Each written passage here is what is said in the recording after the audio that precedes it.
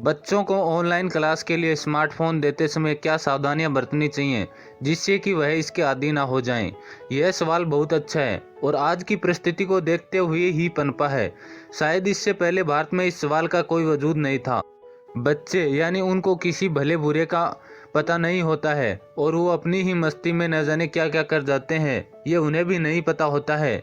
एक बात है जो मुझे लगा, फ़ोन का ज़्यादा इस्तेमाल करने से मानसिक तनाव बढ़ता है और आंखों के लिए तो ये हानिकारक है ही। आजकल फ़ोन के फ़ायदे से ज़्यादा इनके नुकसान भी हैं और कभी कभी नुकसान फ़ायदे से ज़्यादा बढ़ जाते हैं। तो उस परिस्थिति तक हम बच्चों को नहीं पहुंचने देना चाहिए।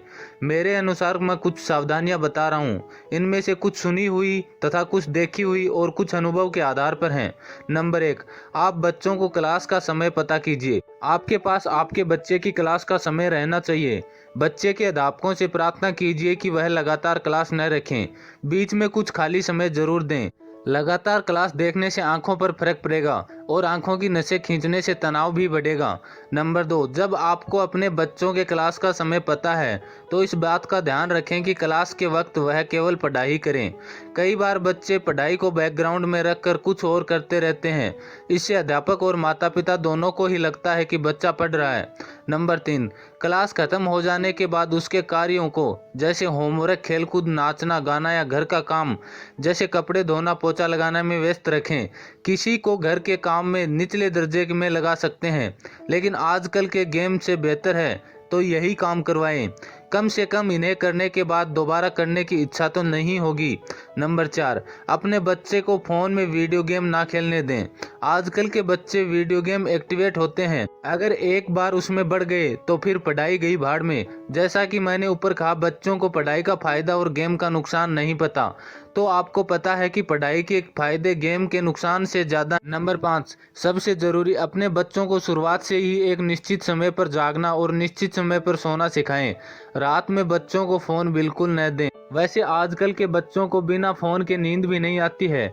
ये माँ बाप की वजह से होता है। जब आप अपने सामने टिकटॉक देखोगे तो वह भी देखना ज़रूर पसंद करेंगे। आपको भी बच्चे के सामने ज़्यादा समय फ़ोन में नहीं बिताना चाहिए। नंबर 6, सबसे ज़रूरी, आप जिस भी धर्म से हैं उस धर्म के अनुसार बच्चे को ईश्वर से प्रार्थना करने की आदत डलवाएं।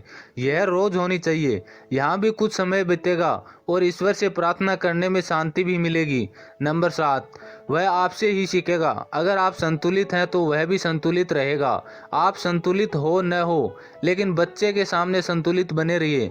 ऐसा नहीं है कि वह आपसे बात कर रहा है और आप फ़ोन में बड़े बड़े जवाब दे रहे हैं।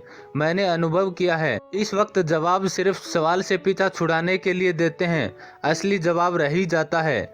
नंबर 8, एक बात फिर दोहराता हूँ, फ़ोन का समय निश्चित कर दीजिए। जो बेकार के सॉफ्टवेयर हैं सभी पर लॉक लगा दीजिए और बच्चे को बताइए कि यह आपके काम के नहीं है। रात को फ़ोन भी मत दीजिए। वैसे यूट्यूब भी आजकल बच्चों को गेम की तरह ही बन गया है। यह कभी ख़त्म होने वाला समुंदर नहीं है। अगर यहाँ आ गए तो बाहर आना बहुत मुश्किल है। नंबर 9, अगर हो सके तो बच्चे को फ़ोन की जगह लैपटॉप दिलवाएं। दोनों के मूल्य में भी कोई ज़्यादा अंतर नहीं है, इसलिए बेहतर होगा कि आप लैपटॉप ही दिलवाएं।